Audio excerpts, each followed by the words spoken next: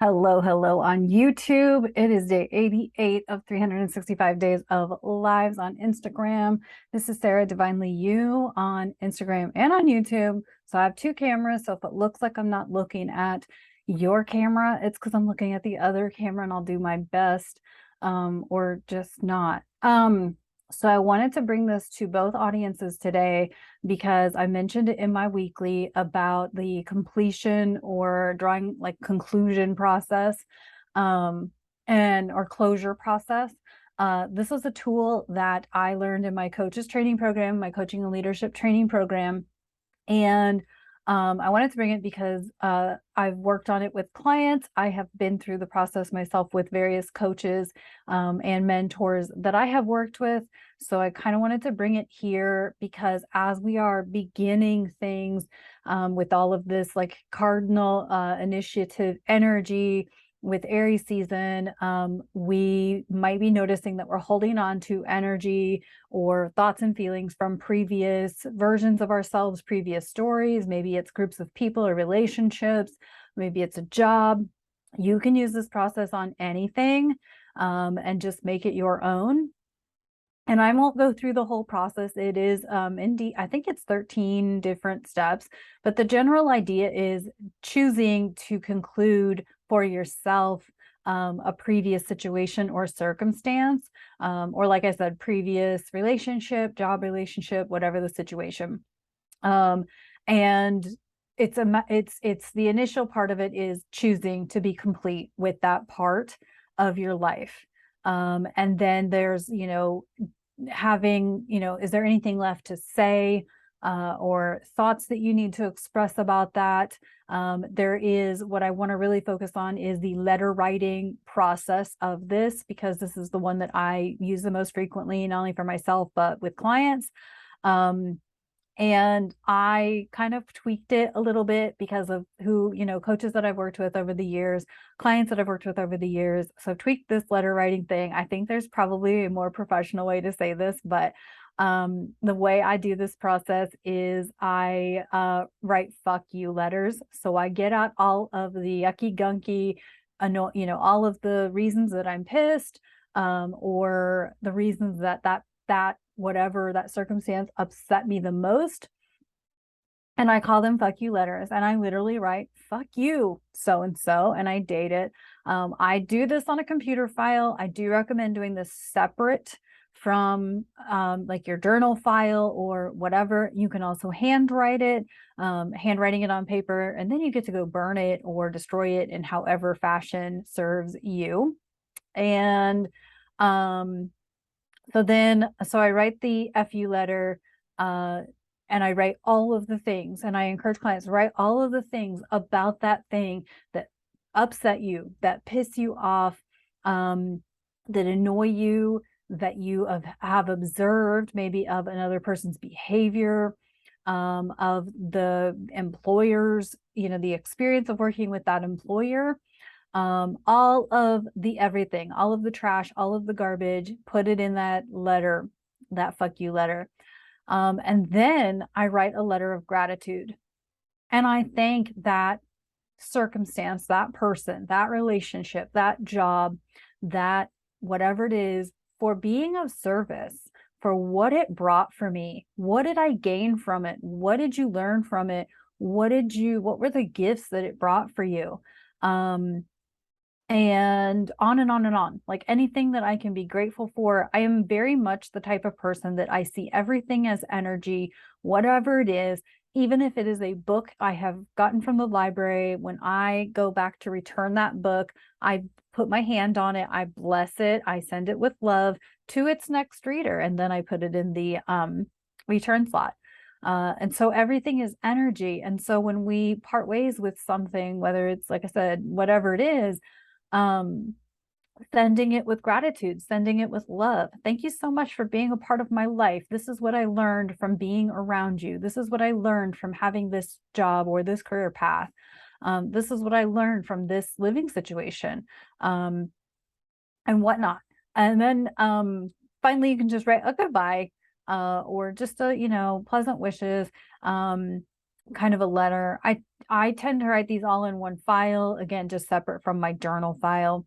But you kind of want to just get out of your system all of the things that you haven't said. Um, when do I do this process? I do this process when I notice that I am saying the same things, perhaps in text messages to friends or in phone calls to friends. If I'm saying the same things over and over, it's time to sit down and write it out. Get it out of my system, bring my own completion or closure to that situation. And I think the most important time to do this is, or the most important, I suppose, opportunity to do this is when you know you will not get closure from, let's just say, that other person. Like if it's an old relationship and you know that person's never going to meet you in the middle and say thank you and say goodbye, that's the most important time to do it in my experience. Because you want to put closure to this for yourself, because you don't want someone taking up free rent space in your brain. And then you can move about like severing the cord and detaching yourself from a situation, detaching yourself from that person. Maybe you're still following their social media and it's time to sever that cord. If you're on my Instagram and you're watching my stories, and I posted a reel last night that I saw in my archives as I was cleaning out my archives. I've been removing some things from my archives that I no longer want to associate with or no longer want to attach myself to. And so I know a friend of mine who, after her relationship ended, she went through and deleted anything and everything on her socials that had to do with that relationship. All of it gone. And she said it was very therapeutic. So there is something very therapeutic and very cleansing about doing a closure or completion process. It's something that you can work on with a coach. It is something you can work on your own. I highly recommend it. It's definitely a process worth taking on, especially because you don't want to bring that old energy from that previous situation to a new opportunity or a new situation or a new relationship.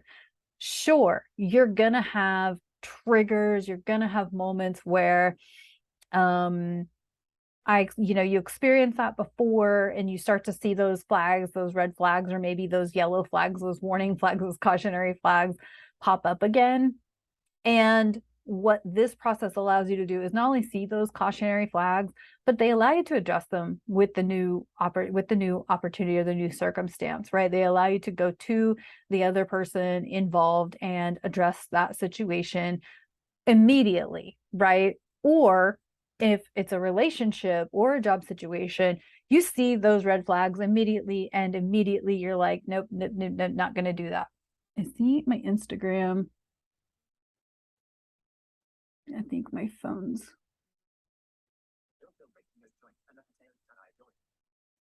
Okay, we're good. I hope it's good. It looks like my phone dimmed out, but I think it's because it's charging. And sometimes it does that when it's charging. So I apologize. So what happens is that you don't want to bring the old energy or those old frequencies to a new situation. This allows you to cleanse out the gunk, clear away all of the old energy, and come in fresh. You can then see it from a different perspective, and you're not bringing that old stuff to this new situation, right? So I did this. The most important time that I did this was after my relationship in 2015, which was an emotionally and financially abusive relationship. And I of course, wrote the fuck you letter immediately.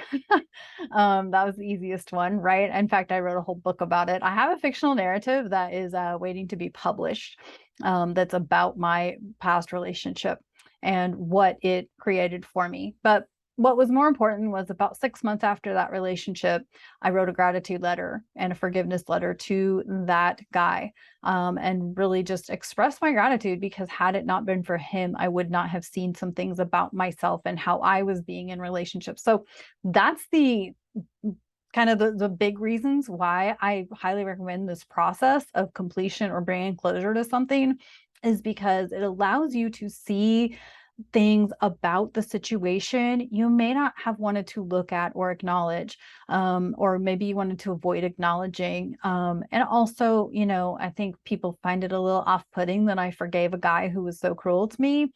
Yeah, not only forgave him, but I am grateful that I had that experience because it did show me a lot of how I was allowing myself to be treated in relationships. And so, it's actually what sent me on this in-depth, powerful healing journey that I've been on since then, and how I'm able to show up now and be where I'm at now with the healing that I have done, and you know, all of that. Um, so again, do this after a relationship ends, a job, and all of that. And you'll really notice it. Like I said, I noticed that I needed to do this because I have a new opportunity. And so what presented itself to me was, how do I know that this opportunity is not going to be like the previous opportunity I thought was going to be, or the previous two opportunities I thought were going to be. And so really clearing out my headspace, clearing out my energy field about those previous opportunities so that I can come into this one with a fresh start and a fresh new energy, and kind of really objectively look at this new opportunity, right? And you can come into a new relationship and, you know, again, you may see the cautionary flags, the red flags, and now that you've completed and you've gone through this process, then you get to go to the new relationship and be like, okay, I'm seeing this red flag, and communicate how, you know, the two of you can address it if that's the case. So this is definitely a great exercise to take on. Again, once you write the letters, do with them as you want. You can have a burn ceremony safely. You can have a tear it up in the trash can if you're not willing to burn it. I totally get that. You know, I have had people take cardboard and rip cardboard, thin cardboard, because you kind of want to take out some aggression on it, right? You can burn it. You can, you know, do it however you want. I think I lit some letters on fire and threw them out into the lake at some point. So you can have a little fun with it, right? You can have a little fun with letting it go. Ceremoniously letting it go is always cleansing. We are now between the first quarter square moon and the full moon in Libra. Libra is about balance. It's about partnerships. It's about relationships.